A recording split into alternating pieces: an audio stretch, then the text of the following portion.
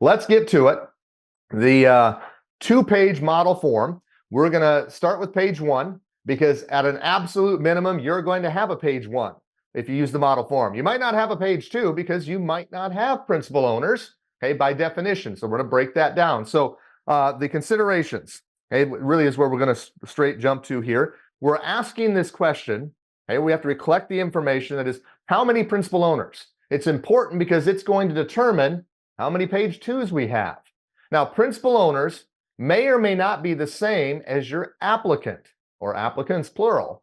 Okay, this is different than HMDA. So I think that needs to be something you think about in your procedure. Maybe you need to make that comparison, that contrasting comparison. If you're a HMDA bank, that we're going to collect principal owners, but maybe understand they may not be applicants. They could be, but they may not be.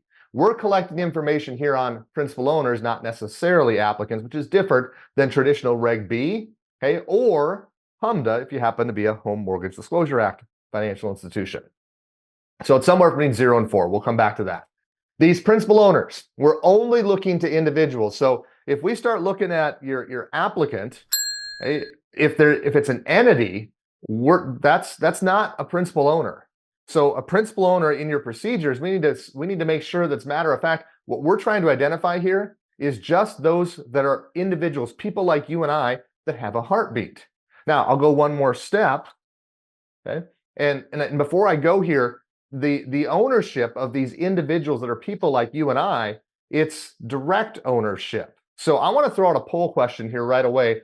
And Kyla, if you'd be so kind, the poll question that has to do with principal owners. Let's see where everybody stands here, and then we'll have a bit of a discussion on it. So the question goes like this, and I just want to see kind of where everybody's at. The number of principal owners identified for BSA AML, not our topic today, but it does intersect with it, okay, for the customer due diligence of beneficial owners, will always be the same as the number reported for 1071.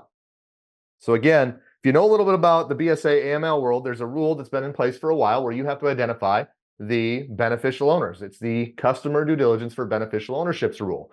And so immediately when people start to learn about 1071 and we talk about principal owners, they go, oh, well, you know, this is the same thing. And so we do it once, we knock both out, right? Well, in some instances, you're going to do that, but not in all. Kyle, if we could close that poll question out here in about 3 seconds, looks like you did there, that's fine.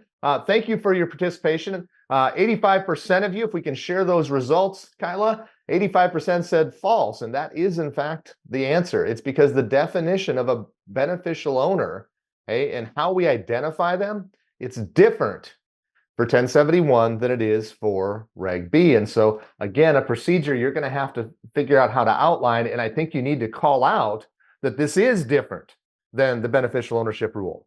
So here we're going to be looking at direct ownership. So ABC Inc., for example, if that's your applicant, okay, we're going to look for direct ownership by individuals, 25% or more.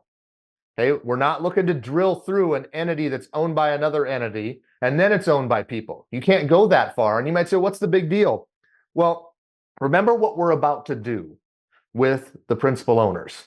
What we're about to do is request ethnicity, race, and sex/gender with these principal owners. Now, that's information that legally, okay, in most cases you can't have and should never be considered in connection with a credit decision or any aspect of a credit application.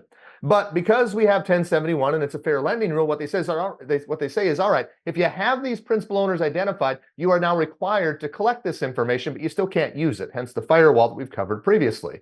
So if you've now drilled down further than what the regulation allows, and you identify somebody as a principal owner, but it doesn't meet the definition in 1071, and you ultimately request ethnicity, race, and sex, you've now asked for something that you're not allowed to have. And so that would be a violation. And ultimately, okay, there could be a fair lending impact there if it appears that you've used that information or considered it with any aspect of the credit transaction. So we want to be very careful here that we don't go too far with our identification of beneficial owners. But that means we still have to go further to satisfy the beneficial ownership rule. So you're still, in certain circumstances, going to have to go farther than 1071. But remember, you cannot collect the demographic information if it's beyond 1071's reach, if you will. So I think that's something that has to be really carved out nicely in your procedures. At the end of the day, that number for the principal owners is going to be somewhere between 0 and 4 with respect to the 25%. If nobody has 25% individual control, then we can have situations where there's 0. So we'll need to make sure people understand there could just be a page 1. Okay? In other words, we're only asking about business ownership status because the answer to the principal owner question was there's nobody that we're going to rely upon that has individual ownership of 25% or more. So you'll have no page 2s, again, if you're following the model form.